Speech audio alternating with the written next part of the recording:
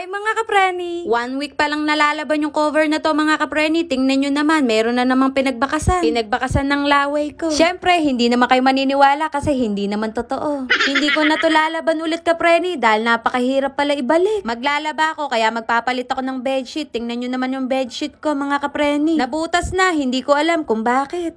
Nauna pang mabutas kesa kumupas. Minsan na nga lang ako makagamit ng bedsheet na makapal. Bakit nabutas pa kapreni? Bakit? Sinong may sala? Sino ba bumutas dito? Walang umaamin kapreni, kaya hinayaan ko na, bedsheet lang naman to. Naisipan ko maglinis kapreni, kaya pupusudin ko muna ang buhok ko. Mainit kasi kapreni, pinagpapawisan na ang kilikili ko. Pati batok ko, diretso sa mukha, naglalagkita na kapreni.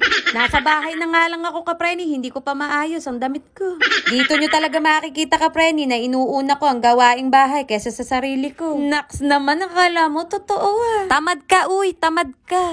Sumasakit na kasi mata ko kapreni kapag ka nakikita ko yung ibabaw ng Durabox na to. Kaya naman lilinisin ko na kapreni para kapag ka nakikita ko yung ibabaw na to, hindi sumasakit mata ko. Kailangan pa pala sumakit yung mata ko para maglinis dito. Pabibilisin ko na lang yung video na to kapreni dahil masyado akong nagtagal dito, kakapunas. Nakapakat na yung alikabok, nagpatong-patong na.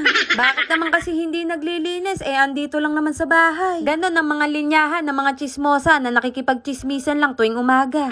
Huwag kayong tatamaan kapreni dahil pinatatamaan ko sarili ko. Nakita nyo ba yung kapal ng alikabok? Ganong kakapal ang mukha ko. Kung hindi ganong kakapal ang mga mukha nyo kapreni, mag-seminar muna kayo. Naglilinis lang ako kapreni, ang dami ko nang sinasabi no. Kaya ano pa ginagawa nyo mga kapreni, tularan nyo na ako. Kapag ako ang ginaya nyo mga kapreni, sigurado walang kakwenta-kwenta ang mga vlog nyo. Sigurado, panigurado yon kapreni.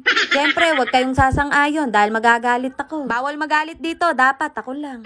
Sorry na mga kapreni, joke ko lang yun. Nilinis ko na rin yung pintuan ng cabinet na to dahil gusto ko lang. Sinipag lang din naman ako kapreni, dapat ito din lilinisin ko, hindi lang Durabox. Yun nga lang, yung ibabaw nito, hindi ko nalilinisin. Ang taas-taas, tinatamad ako. May upuan naman at pwede naman akong tumungtong kapreni, kaya lang basta tinatamad ako, yun na yun. Eto na lang ang lilinisin ko kapreni, labag pa sa loob ko ang maglinis nito. Hindi pa dapat to lilinisin dahil kulang pa to sa alikabok. Kailangan kapag ka nililinis yung electric pan kapreni, yung napakakapal ng alikabok para sulit. Nagkamali nga ako kapreni, dapat pala hindi ko muna to nilinis. Hinayaan ko na lang muna dumami yung alikabok. Hindi nga din ako makapaglinis ng maayos at may batang makulit dito sa tabi ko. Kausap ko nga dito si Daddy Chester mga kapreni, sabi niya ano daw ba ginagawa ko? Kumakain ako, sabi ko mga kapreni. Sabay alok ko, gusto mo ba ng LC? Ganitong hindi pa ako nakakakain, wag mo akong binubuisit. Sabay paalam sa akin kapreni, sige papasok na ako. Sabi ko naman sige, I love you, mag-iingat ka. Mamaya, humanda ka sa akin. Alam nyo ba yon mga kapreni, yung sinasabi kong humanda siya sa akin mamaya? Kung hindi nyo alam, hindi nyo alam. Paano gagawin ko? Hindi naman kayong manghuhula, diba? O siya mga kapreni, bawal magalit dito ha, dapat ako lang. Ganito nga pala ako maglinis ng electric pan. Kung may makikita man kayong mali, nagkamali ako, paano gagawin? Kayo na magagaling, sana all.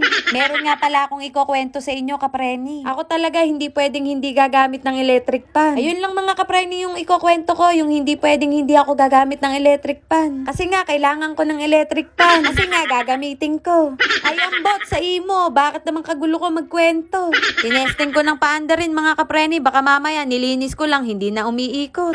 Akalain mo yon mga kapreni. 4 minutes na naman ang nilaan nyo sa akin. 4 minutes ang tinagal ng video ko kahit walang kakwenta-kwenta. Huwag sana kayong magsasawa, mga kapreni, dahil ako hindi magsasawa. Maraming salamat sa mga nanood. Bye, mga kapreni!